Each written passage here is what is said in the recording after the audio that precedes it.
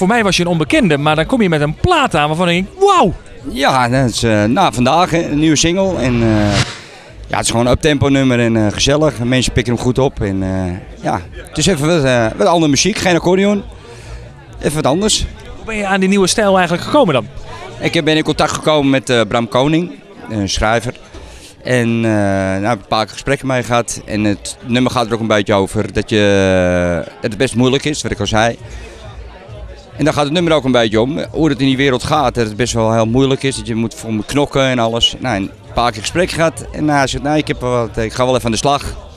Nou, ik belde hem op en zijn we gaan zitten. Hij pakt zijn gitaartje erbij en hij heeft dit zo geschreven voor me. Dan is die single uitgebracht. Hoe zijn dan de reacties?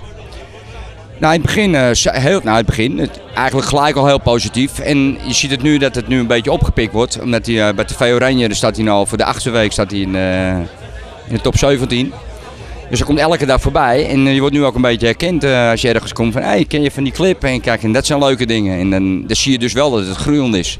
Als mensen jou nou een avond boeken, wat krijgen ze dan eigenlijk? Ja, ze krijgen van alles.